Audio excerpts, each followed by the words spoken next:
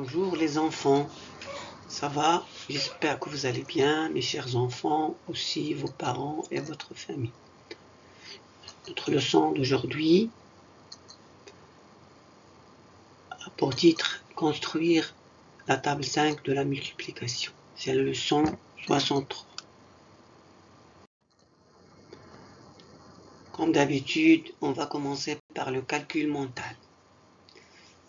Vous voyez ici des opérations 60 moins 20, 90 moins 40, 50 moins 20, 70 moins 30, etc.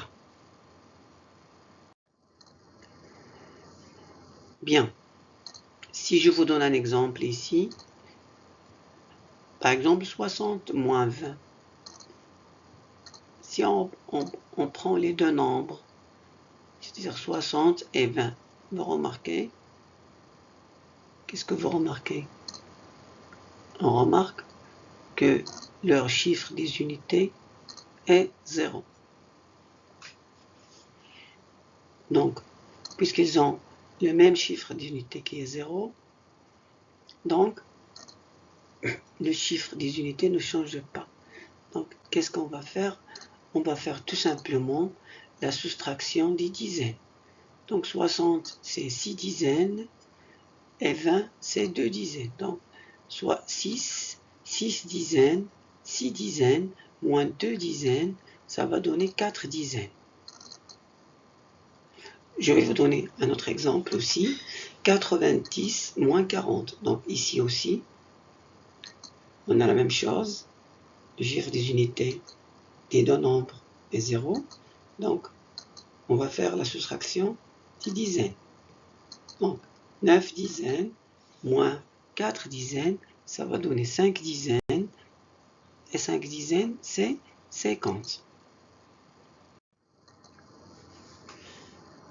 Maintenant, pour un petit rappel, compte de 5 en 5 jusqu'à 40.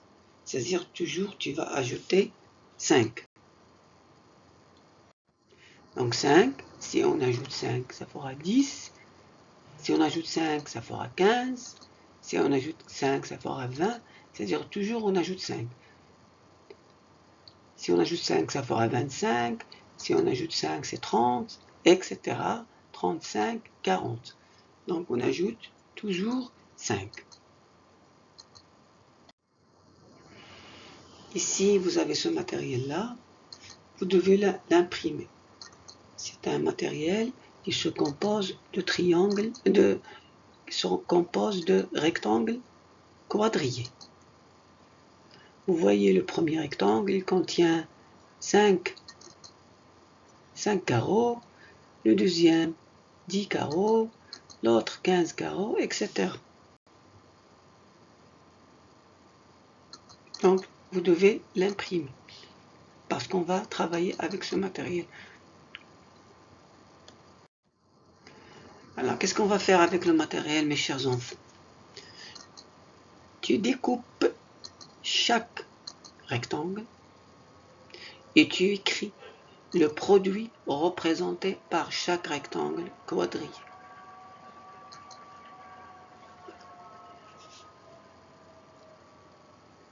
C'est-à-dire, par exemple, si on prend le premier rectangle qui a 5 carreaux, donc on écrit 1 fois 5, ou bien 5 fois 1. Tu ranges ensuite ces rectangles du plus grand au plus petit en les empilant.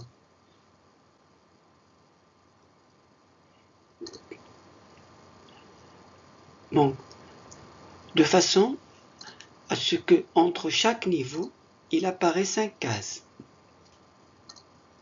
Donc tu mets le premier, etc. Le deuxième et le troisième. Donc le premier qui sera en bas, c'est celui qui a 50. Celui qui va le suivre, 45.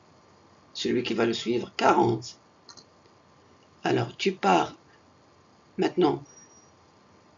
Si tu pars du haut, c'est-à-dire du plus petit, celui qui a 5, comment passe-t-on d'un rectangle au suivant sans compter l'ensemble des carreaux. Je vais vous expliquer ça. Tu dois te rendre compte, tu dois remarquer que l'écart entre deux rectangles consécutifs, c'est-à-dire l'un qui suit l'autre, consécutif, est toujours de 5 cases. Alors pour passer d'un rectangle au suivant, il faut ajouter 5. Par exemple, tu as le rectangle qui est en haut, il a 5. Donc l'autre qui va le suivre, il aura 10 carreaux. L'autre qui va le suivre, 15 carreaux. L'autre qui va le suivre, 20 carreaux, etc. Donc,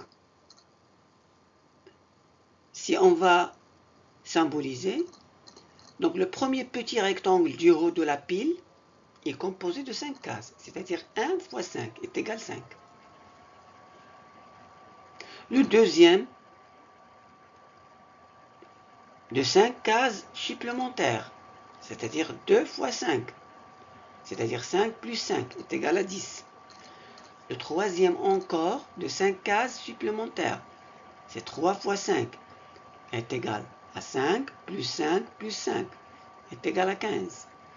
Le quatrième encore de 5 cases supplémentaires, c'est 4 fois 5. C'est 5 plus 5 plus 5 plus 5 est égal à 20, etc.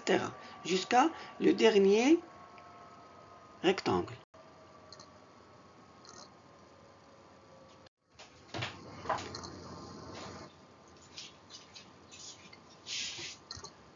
À la fin, mes chers enfants, vous allez faire les exercices d'application de la page 74. Merci et bonne chance. Et soyez sages et lavez-vous les mains tout le temps. Merci.